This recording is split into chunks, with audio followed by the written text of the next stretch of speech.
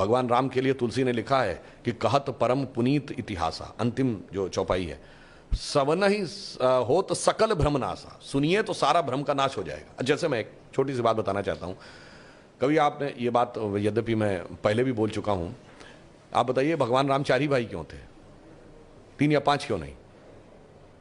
और अगर 4 भाई थे तो लक्ष्मण ही क्यों राम के साथ जाएंगे वन में, और भरत ही खड़ाऊ रख के शासन क्यों करेंगे, और शत्रुघ्न ही अयोध्या में क्यों रहेंगे?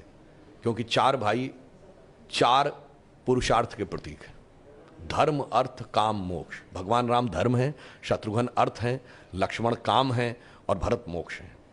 अब देखिए साहब, धर्म के साथ काम यानी कामना यानी इच्छा सदैव संयुक्त रहनी चाहिए, इसलिए लक्ष्मण सदैव साथ में रहेंगे। भरत मोक्ष के प्रतीक हैं तो खड़ाऊ रख के यानी धर्म के किसी प्रतीक को रख के तपस्या करेंगे, मोक्ष प्राप्त होगा। और शत्रुघ्न अर्थ के प्रतीक हैं तो इसलिए वो राजधानी में ही रहेंगे, अर्थ कभी छोड़ के नहीं जा सकता। इसीलिए आप देखिए, कहा तो जाता राम लक्ष्मण की जोड़ी, मगर तुलसी बाबा ने लिखा हनुमान चालीसा में कि रघुपति कीनी बहुत बड़ाई, तुम मम प्रिय भरत ही संभाई। क्यों? देखिए, कामना को तो धर्म सबसे प्रिय होना चाहिए, लक्ष्मण को राम प्रिय होने चाहिए, धर्म को मोक्ष। और फिर मैं एक और बात बताऊं, जो लोग कहते हैं ना राजा दशरथ के 3 रानियां क्यों थी, क्यों? इसमें 2 ही जुड़वा भाई हैं। कौन? लक्ष्मण और शत्रुघ्न।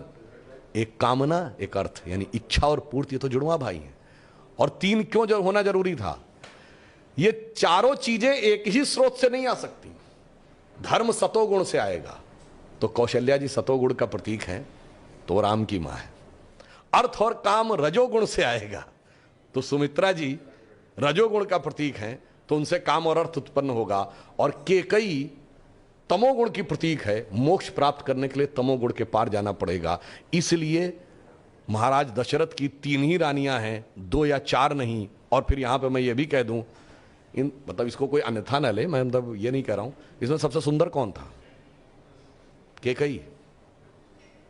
तमोगुण सबसे आकर्षक होता है और अक्सर उसी के पीछे बहुत सारी अनिष्ट की संभावनाएं भी छुपी रहती हैं। और मैं कह रहा हूं, अगर थोड़ा सा गौर से पढ़ोगे तो एक एक चीज में इतना गहरा अर्थ निकलेगा कि फिर अगर एनी बेसेंट ने कहा था कि for 40 years I have studied a religion by the name of Hinduism, the more you study, the more you love it, the more you get involved, more you respect it, तब जाके धीरे धीरे समझ में आए। बहुत बढ़िया।